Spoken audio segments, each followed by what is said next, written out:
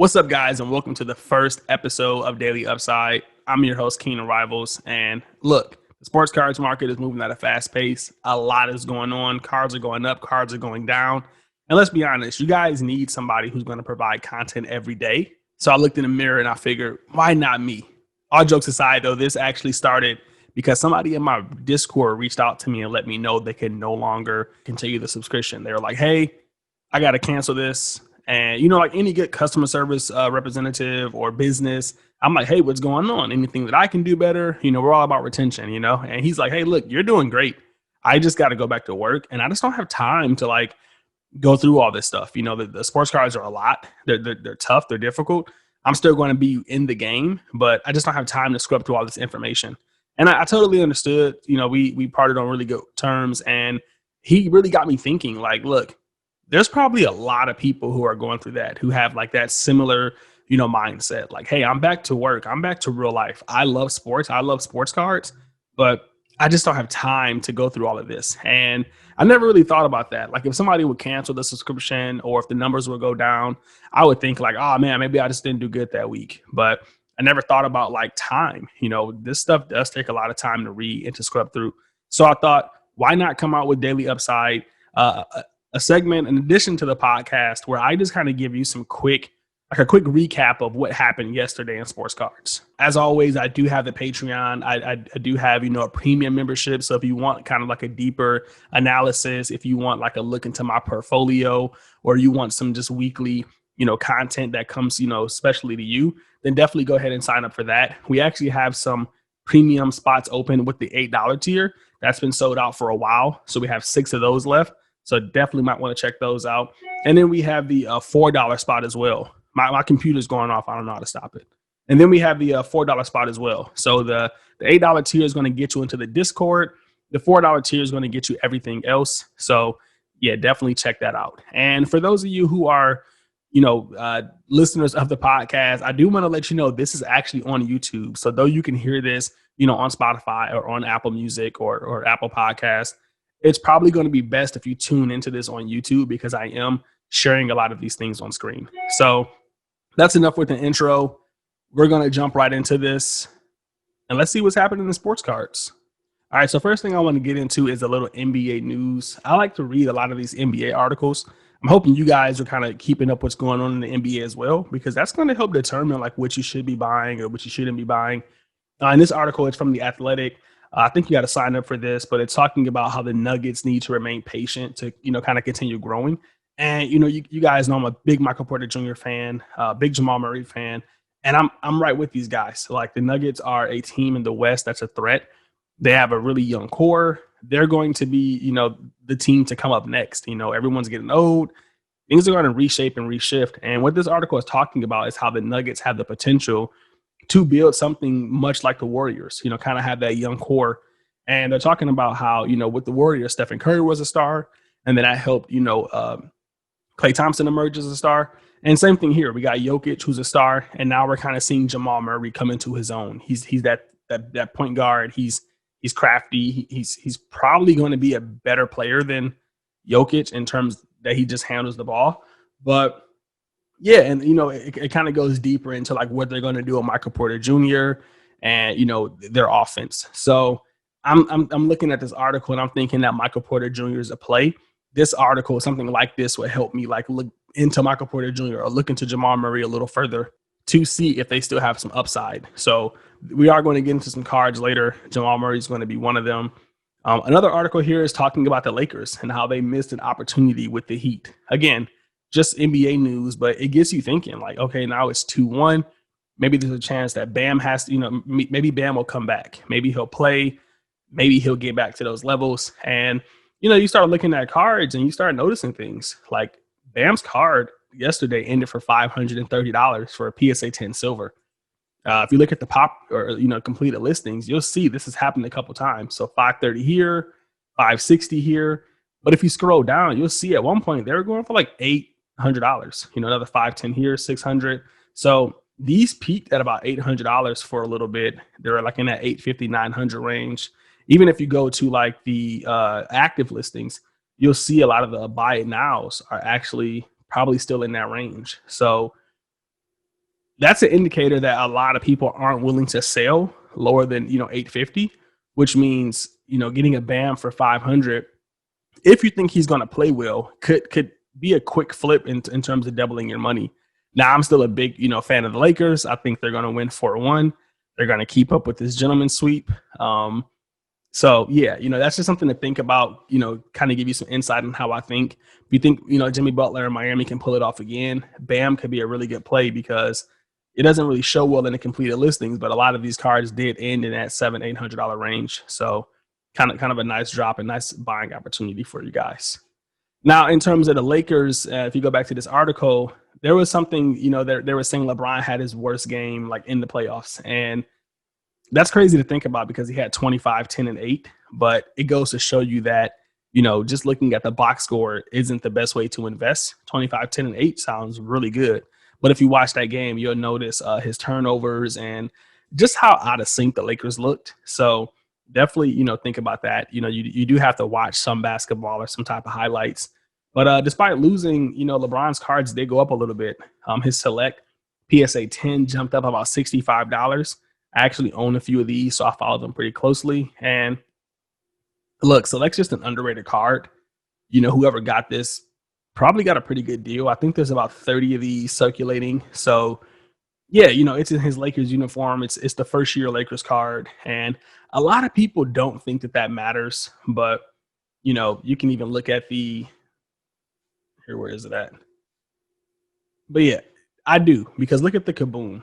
That's kind of what I'm looking at when I'm looking at, Laker cards. That Kaboom price is crazy. And I think that has a big, to do with him being in a Lakers, uniform. Obviously, Kaboom in itself is just something that goes wild right now. But I kind of look at these things, and this is a little bit of the market cap method here.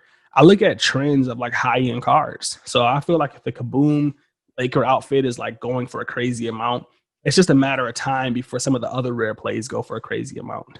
And if you look at this AD, you'll see that AD's Lakers optic ended at 250, which is insane because LeBron's ended for a similar price point there. So LeBron's a little while back ended at 247. So these are the kind of things that I look at.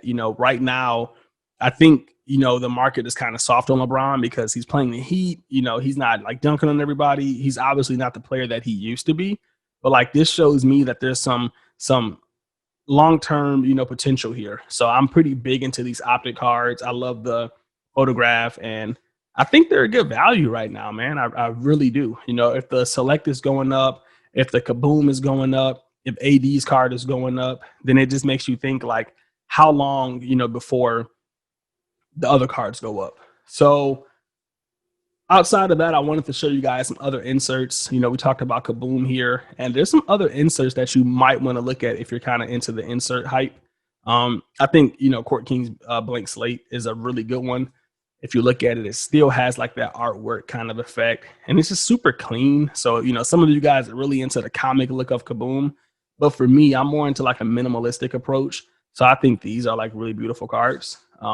So just kind of giving you guys something to look at, to do some research on. I haven't looked too much into them and in the pop report, but again, kind of showing you guys how my mind goes. If Kaboom's going up, what other inserts could go up? And I think blank slate is pretty cool. Another one is select phenomenon or whatever it's called. I think they're really nice looking cards. I think last year with them being numbered to 99 really helped me understand how limited these cards are. If you look at 2718 with this Kuzma, you'll notice that it's not numbered. I think they tried to like throw it in there as like a SSP, really rare parallel, but it didn't really take off and no one noticed it. And then it came at 2018-19, it made them numbered to 99. And then in 2019-20 went back to the SSP. So to me, that's a clear indicator that these cards are super limited and they're probably going to be had for a really cheap price point. If you're looking at like look how cheap some of these are, at $10, like it just $15 for a Alonzo rookie. To me, they're super, super cheap, and they're something that's really good to bet on. And with them being numbered to 99, they're one of the few like silver cards that are actually numbered. So definitely, take a look at those and see if there's some value. You might have a favorite player who's just going for a good price point. So thought that would be something cool to show you guys. And yeah, I think inserts are going to kind of become a thing here, especially with some of the base cards being a little oversaturated. Next up, I want to talk about another opportunity. I noticed that this card yesterday ended for about $400. It's a 98 99 Fleer of Kobe Bryant, and it just has a picture of Michael Jordan trying to swat the ball. So if you listen to the podcast, you'll notice that I talk about imagery a lot. It's why I'm so big on select. And look, the image matters. I mean, this is just a 98 99 base card. I didn't check the pop reports. It could be like a pop 10. I don't know. But just having, Kobe and Jordan in a photo together obviously brought this card some value. And they've been ending, pretty high. So it got me thinking about, LeBron's card with his 2016-17 optic. And, unlike that Fleer card, this one actually has some value to it. It's the first year of optic. It has Kobe and LeBron in the photo. And they're just going for a pretty solid price point. The 2018-19 optic of him in the Lakers uniform for the silver is going for about $2,000. So being able to grab this one at like 18, I think they actually go for like 1,500. But being able to grab this one for a pretty, I just think it's a good deal, So let me know what you guys think about that. I think Kobe and LeBron in the photo is sick. Obviously, there's the 2008, 2009 Topps Chrome that also shares, these two. That one's a little more expensive, but I think it's cool that the Topps Chrome one is Kobe's card and that the optic is LeBron's card. So definitely looking at these, might make an entry myself, but I'll do some more research. What do we have here? That's just the athletic. Next up, I also noticed this Jamal Murray ended last night. This is a select Concourse silver. So just a base select here, silver card. And it sold for $340. Now, I don't know how many of you actually went ahead and picked up the market cap method, but if you did, then you'll notice that this is a huge opportunity because a select silver card should not be going for the same price as a Prism base card. That just doesn't happen. It doesn't happen with Luka. It doesn't happen. It doesn't have to be like a huge gap, but what would you rather have, a Giannis Prism or a Giannis Select Silver Prism? What would you rather have, a LeBron James Topps Chrome card or a LeBron Bowman Chrome refractor? So buying into those secondary Chrome cards and getting the silver is a much better play than getting the Prism. So whenever I see this, that's just a buying opportunity for me. And if you picked up the market cap method, which you can find in the link down below, you'll kind of know why.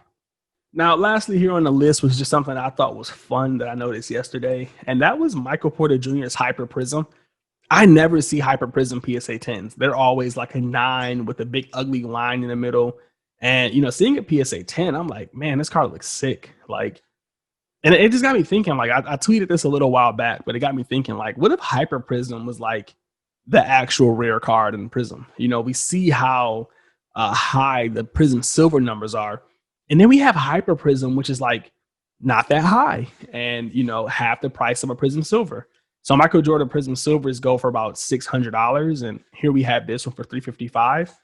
And if you look at the pop report on the Prism silver, you'll see that 1,592 were, PSA 10.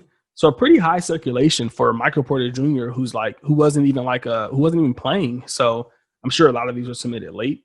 And you see that there's just 2,312 in total.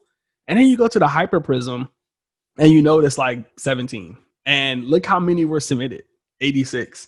That's a hell of a, percentage there. That's like 17%.